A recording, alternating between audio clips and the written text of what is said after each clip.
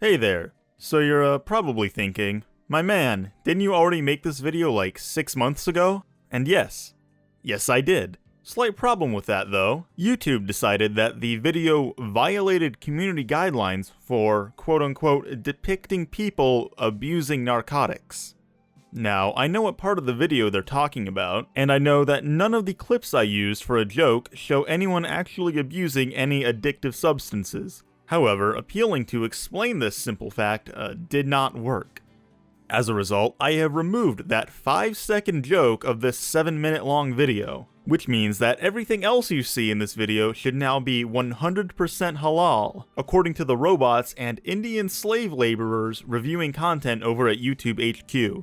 But don't worry, because I am a neurotic perfectionist who is always on that grind set, I have decided to make lemons into lemonade and fix up some of the stuff in the video as well. It's not super different, but hopefully you'll think that the new video is just a bit of an improvement over the old one.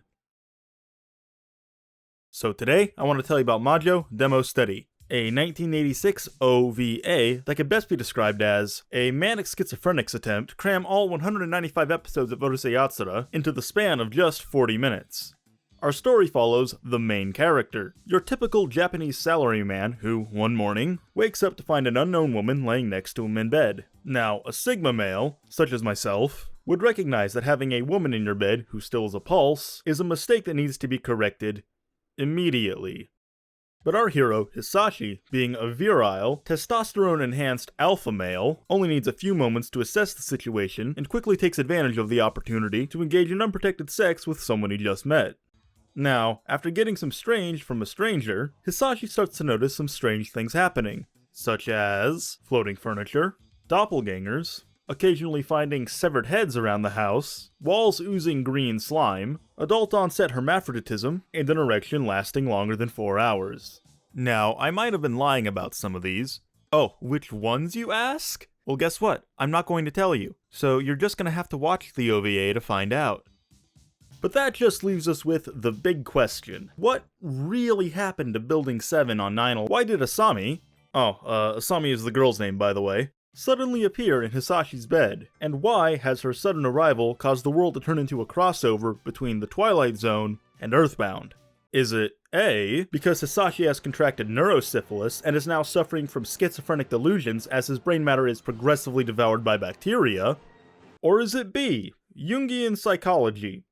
Well, if you picked B, congrats! You have the ability to infer context clues based on the title of a YouTube video. Now, allow me to explain. According to psychoanalyst Carl Jung, or perhaps best known as SoundCloud rapper Jung, within every person there is either an anima or an animus. The anima being the unconscious feminine side of a man, and the animus being the unconscious masculine side of a woman. However, this has nothing to do with the OVA itself. Instead, in Majo Demo Study, the anima is the ideal female partner of a man, and likewise the animus is the ideal male partner of a woman. So Asami is Hisashi's anima, his ideal partner. But wait, there's more. An individual's anima or animus can only exist in a separate special dimension, which is why Asami's presence in our world transforms it into a carnival funhouse. Additionally, if we combine the Jungian concept of anima and animus with Majo Demo Studies, we come to the conclusion that one's ideal partner is themselves, but trans. Now, you may be asking, if the anima is the ideal female partner of a man, and an animus is the ideal male partner of a woman, what about gay people? Well, this is a good time to talk about our third major character, Hisashi's boss, Sugiyama. Sugiyama is an interesting character, and by interesting, I mean gay. Very, very gay. Aggressively so, in fact. You see, since Hisashi is a giga-chad who is filled to the brim with cum, he is constantly hit on, lusted after, and sexually harassed by Sugiyama. This escalates into Sugiyama chasing down Hisashi on his motorcycle, kidnapping him, and dragging him to a gay bar. Oh, and then Asami shows up and they all turn into creepy monsters or some shit, I don't know. Now, some may see this and think that it's a little bit homophobic, to which I say, adapted from a series of light novels written by Keigo Misaki called the Love Pair series, Majo Demo Study only covers the first installment of the same name. Being one of the earliest light novel anime adaptations, it's strange to think that this almost totally forgotten OVA was on the media vanguard alongside beloved classics like Crusher Joe, Dirty Pair, and Vampire Hunter D. An article in New Type talking about Majo Demo Steady even presciently remarks, "Fans used to dream of the animation of sci-fi novels and junior novels, and now the dream has become a reality. Illustrated characters in novels have now become anime characters too. We don't think that this is a temporary phenomenon. This will take root in response to the times." Needless to say, the art of Majo Demo Steady is very aesthetic. The character designs, the art for the light novels, and the gorgeous cover art for the VHS release were all handled by Tori Miki, Japanese manga artist, painter, essayist, screenwriter, musician, and former Russian czar.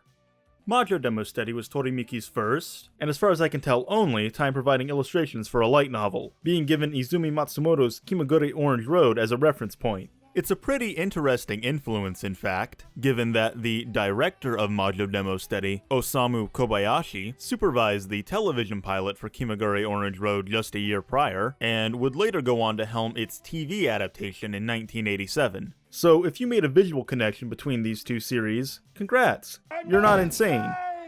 But maybe leave the scratching sound in your walls alone.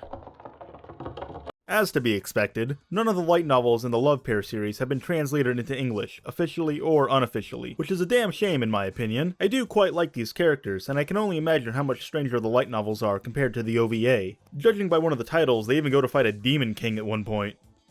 Other books from Keigo Misaki include I Don't Know. His website hasn't been updated since 2007, and it's not exactly easy to navigate either. However, if you want to get some sick, retro-looking desktop backgrounds, there'll be a link in the description. Released alongside the OVA was an LP of the soundtrack. The lyrics were written by Keigo Misaki himself, and sung by Miki Takahashi, Asami's voice actress, who, when not actually singing, makes what can only be called cute autistic anime girl sounds. But if you're in the mood for some good old-fashioned city pop to put on as you crash your car into your local Starbucks, it's worth at least checking out. Thank you for watching my review of Majo Demo Steady. Please be sure to like, comment, and subscribe.